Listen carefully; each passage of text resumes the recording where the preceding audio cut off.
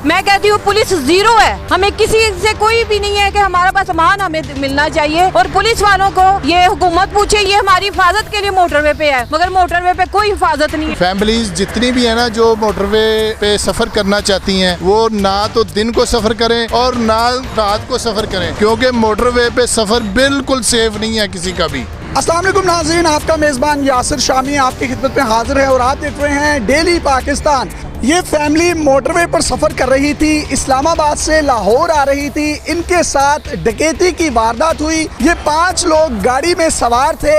इनका सबसे छोटा बेटा हुसैन, बड़ा बेटा अली, इनके हस्बैंड अमजद और खुद जाहिदा बेगम, इनकी जवान बेटी भी इनके साथ गाड़ी में मौजूद थी। रात 1:30 बजे के करीब जब ये इस्लामाबाद से लाहौर की तरफ आ रहे थे तो चनाब पुल के ऊपर इनकी गाड़ी हीट अप हो गई। इनके बेटे ने सोचा क्यों ना इसका पानी चेक किया जाए। बोनट खोला और पानी चेक करने लगे। इतनी देर में एक ब्लैक करोला जिसका नंबर LE 2718 है, यानी LE 2718 2016 मॉडल ब्लैक करोला में मुसल्ला अफराद आए जिनके हाथों में असलहा और पिस्टल्स मौजूद थी। उन्होंने आते साथ ही वो पिस्टल्स गाड़ी में बैठी हुई पूरी फैमिली, इनकी बेटी, इनके छोटा बेटा, इनके हस्बैंड और बड़े बेटे पर तान दी। माँ जी ने टॉप्स पहने हुए थे, सोने की अंगूठियां पहनी हुई थी, वो उतरवा ली गई। इनकी बेटी ने सोने की चेन पहनी हुई थी, वो उतरवा ली गई। अली के पास 2 मोबाइल थे, सैमसंग और आईफोन, वो छीन लिया गया। इनके वालिद साहब से मोबाइल छीन लिया गया।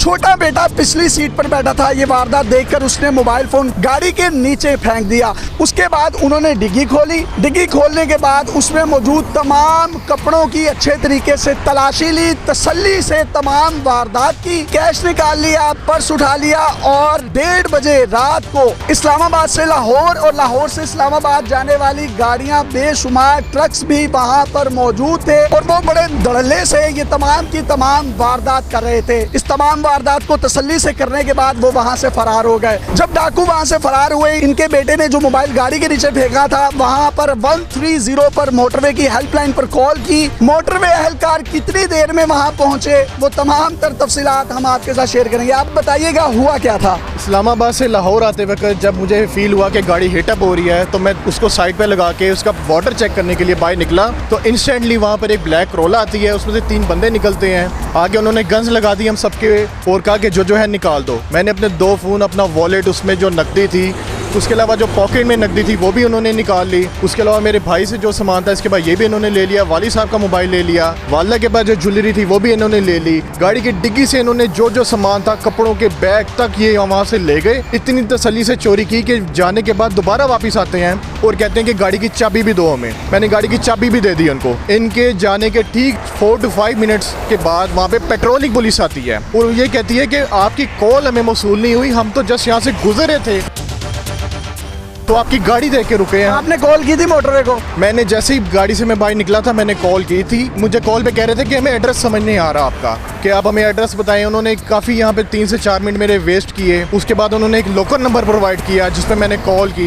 लोकल नंबर पे कॉल करने के बाद वहाँ पे वो लोग आए। एक दफा जब उन्होंने वारदात कर ली तो वो दीदा दिलेडी से दोबारा आए और आपसे चाबी मांग रहे थे। चाबी। कितनी देर की वारदात होती रही वहाँ पर? तकरीबन 15 मिनट वहाँ पे लगे थे। गाड़ियाँ गुजर रही थी मोटरवे के दोनों तरफ? जी बिल्कुल गुजर रही थी और हमारे बिल्कुल साथ अली लैंड से भी गाड़ियाँ गुजर रही थी। हर चीज क्लियर नजर आ रही। 130 पर जब इन्होंने कॉल की है तो वो कह रहे थे आपकी लोकेशन हमें समझ ही नहीं आ रही और 15 मिनट तक वारदात होती रही और वो वारदात करके जब चले गए तो उसके बाद फिर आए कि अपनी गाड़ी की चाबी भी दें। आपसे और आपकी बेटी से उन्होंने क्या क्या उतरवाया? जेवर ज्वेलरी उतार ली उन्होंने हमारी सारी। मेरी कोशिश थी कि ये पास ना हमारे आए, हमने खुद फिर उतार के दे दी। कह रहे थे जेवर दो। हमने ना उतार के दिया। मैं कहा ठहरो मैं देती हूँ। मैंने अपना भी सारा दे दिया, बच्ची के भी चेन उतार के दे दी। उन्होंने कहा डिग्गी खोलो। डिग्गी खोली है। मैंने कहा ये छोड़ देंगे, मगर वो सारा कुछ तसल्ली से उठा के हमारे बैग, उन्होंने कुछ नहीं छोड़ा हमारे पास। इन्होंने उसकी FIR भी दर्ज करवाई उस मुतल्लिका थाने में और FIR की कॉपी आप अपनी स्क्रीन पर देख भी सकते हैं। खुदा ना खास्ता वो आपके बच्चों में से आपके हस्बैंड को या आपको कुछ जानी नुकसान पहुँचा देते। मेरे हस्बैंड पे भी उन्होंने गन तानी हुई थी। हम फिर चुप रहे। कि हम क्या कर सकते थे। मोटरवे पर एक औरत के साथ ज्यादती होती है और कहा जाता है जी लाहौर सियालकोट मोटरवे पर जो है पुलिस एहलकार डिप्लॉय ही नहीं थे या तैनात ही नहीं थे। लाहौर इस्लामाबाद मोटरवे पर तो तैनात है ना, अगर वहाँ पर भी इतनी बड़ी वारदात 15 मिनट की हो जाती है और 130 पर ये कॉल भी कर देते हैं जो गाड़ी के नीचे मोबाइल फेंका था वहाँ से, और मोटरवे वाले आगे से कहते हैं कि मैं लोकेशन मिल ही नहीं रही। लोकेशन ही नहीं मिल रही और डाकुओं को फौरन लोकेशन मिल जाती है कहीं भी कोई खड़ा हो।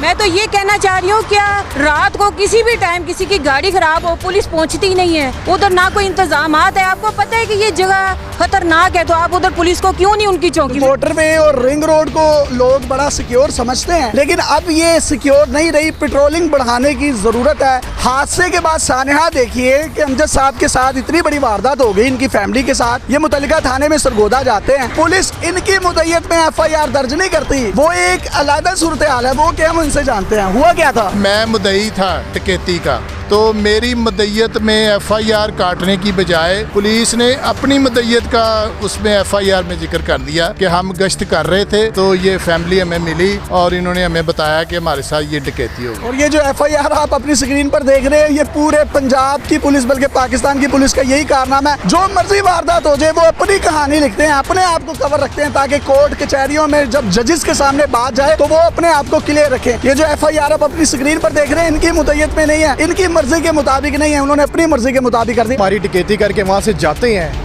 तो 4 से 5 मिनट बाद जो पेट्रोलिंग पुलिस आती है वो बजाय उनको चेज करने के वो हमारे इंटरव्यू में सारा टाइम वेस्ट कर रही है। कौन लोग थे, कहाँ से आए, क्या पहना हुआ था, इन्होंने इतना टाइम वेस्ट किया।